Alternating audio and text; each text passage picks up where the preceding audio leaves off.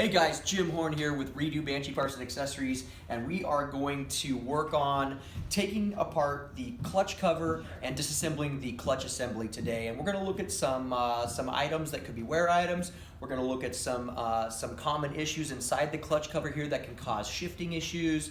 And we'll look at a few different things here, guys. So the first thing we're going to do is obviously you're going to take out all your clutch cover bolts, right? So just make sure you take them all out and put them in a tray. Now remember guys, every clutch cover bolt is going to be the same length except for this one. This clutch cover bolt is always a little bit longer than the rest of them, so make sure that you put this clutch cover bolt is the longer one when you put it back together, because there'll be 9 of them that are the same and 1 of them that's different. All right, so the first thing you do is drain your oil, of course, and be ready, because there's always a little bit of residual oil that'll come out of the bottom of this case is when you take this clutch cover off. All right, so when we take the clutch cover off, we don't use screwdrivers to pry or anything like that. You're going to push your thumb here, and right back here on the back side of this is a little spot here for your finger.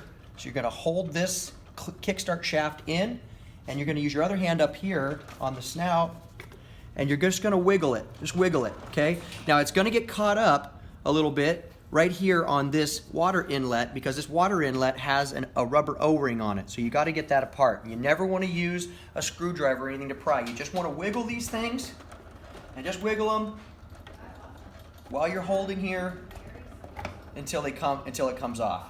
Okay?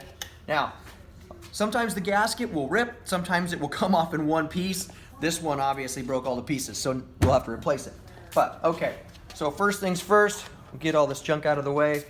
The first thing I always do when I'm taking apart a clutch is I look inside here to make sure that there isn't any broken pieces down in here. Now, there's a lot of junk in here, but I don't see any broken pieces, so we should be okay. All right, so the next thing we're going to do, guys, is we're just going to take our kickstart shaft, and we're just going to pull it out and get it out of our way.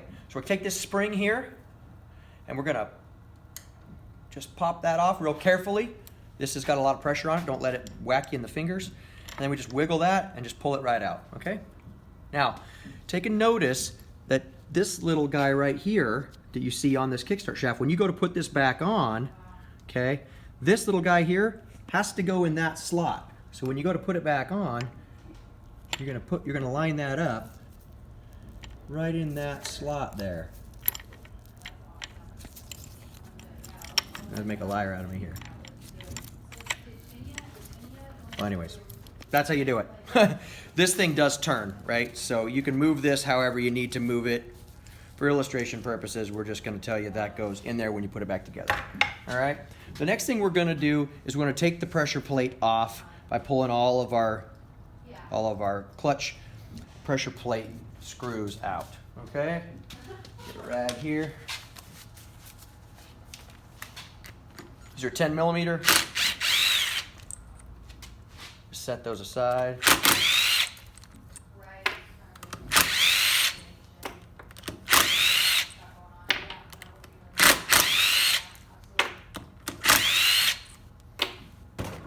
Alright. We'll pull the clutch pressure plate off, let any oil drain out of it. When we pull the clutch pressure plate off, we're going to just make sure that this is nice and smooth and that it's not rusty or it doesn't have a big ledge here. This one looks like it's in good shape. All right, and we'll just and then this guy here is your clutch adjuster. So this is what's going to adjust this clutch arm right here, and we'll get to that in another video on how to adjust your clutch. But just so you know, this is the clutch adjuster right here. You loosen this nut and you screw in this screw, and that will back this off or raise it forward. So for now, we'll just set that aside. We're going to take out our clutch plates. Sometimes these are kind of stuck in there, so you gotta just lightly, sometimes they're kind of stuck in there from the oil. So we'll pull those out. Now, some of the clutches still have these rubber bumpers in them, in between each. These are used on stock clutches, but some people put them back in. I don't put mine back in, but you can do it however you want. But they go in between each set of clutch plates here. You can see there's a rubber bumper there, and in between each set of fibers and steels, there'll be a rubber bumper. Not on all clutches, but on this one there was. So the next thing we're going to do, guys, is we're going to take this big nut off here that holds our clutch hub, our inner hub in. So what you'll find is you'll find a lock tab, as you can see right there. And what we're going to do is we're going to fold that lock tab back, and then we're going to get our air impact gun and a special tool.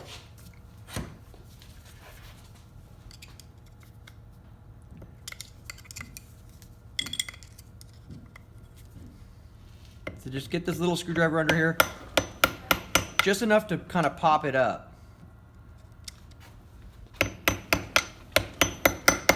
And then lift it up with a small screwdriver. And then I always take a big screwdriver and get underneath there and just pry it up.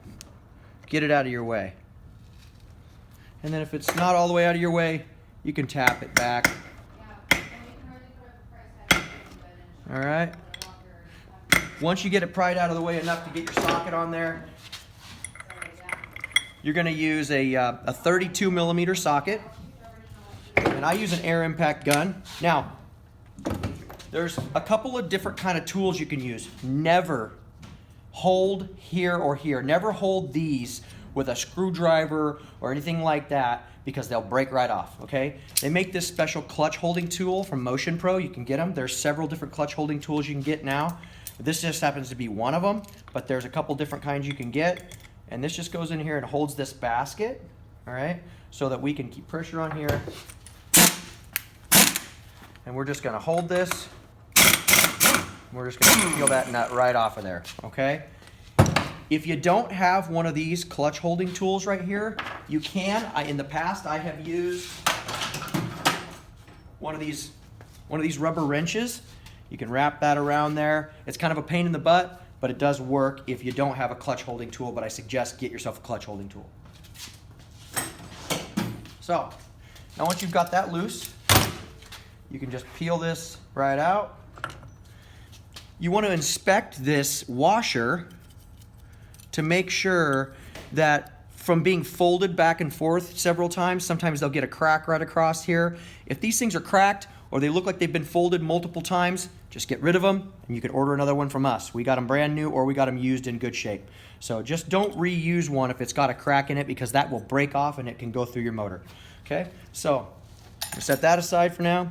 And we're going to inspect these to make sure they're not cracked or broken. These ones look good. And we're also going to peel this rubber off of here, because I'm not going to reuse that. And we're just going to look at this right here. This is also a wear spot for the clutch plates. We're just going to make sure that there's no ridges on here. We're going to make sure it's nice and smooth. It doesn't look like it's gotten hot. This one appears to be in really good shape. Okay. Now, always, there's a thrust washer here. See the thrust washer? Between the inside hub and the outside basket, okay? So we're gonna make sure that this always get back in between here. And then there's also another thrust washer behind the bushing right here.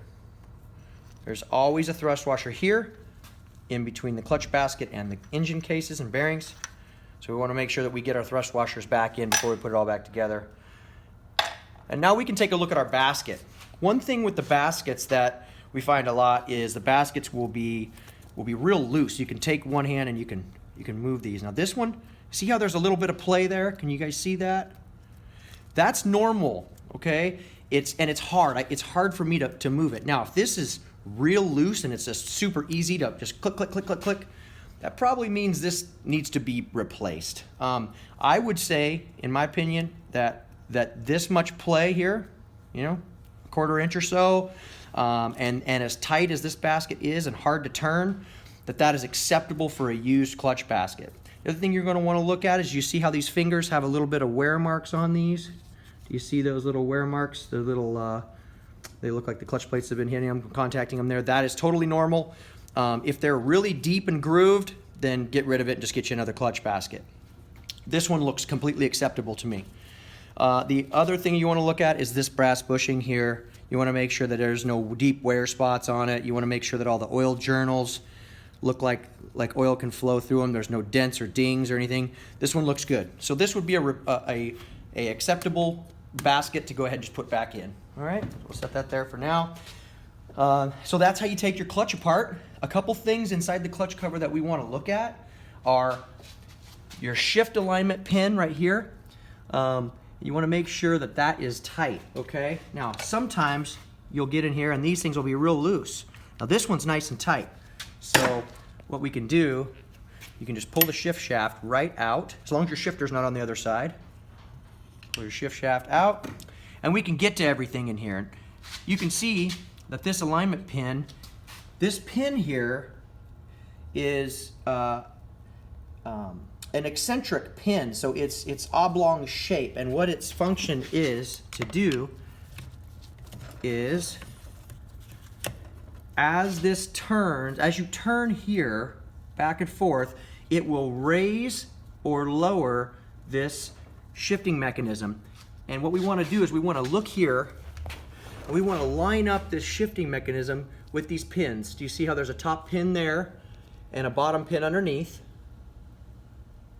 You can see the bottom pin. You see how those jaws, looks like this jaw here on the top is closer than the jaw on the bottom? I don't know if you can see that or not, but you see there's a space there on that, between that jaw right there, and on the top one it looks real close.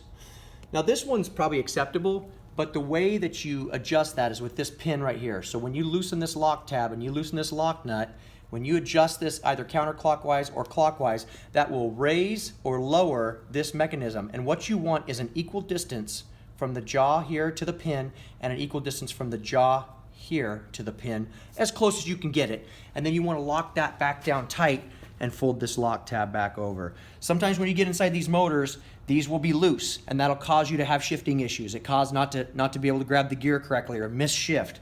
So that's a nice thing to check every single time you jump into a motor and get this clutch basket off. You can always check that, make sure it's nice and tight. Okay, so that's how you take your clutch basket apart, and that's a couple things to look at. The only other thing that I would make sure that you look at in here is to make sure that your idle gear here, this has got a little bit of play. That's pretty normal. What you want to make sure is that you've got the right washer and the right circlip on here.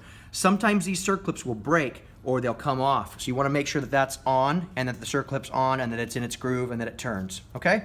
As long as that looks good, then you should be good to go ahead and replace your clutch. And so we will be on to the next video.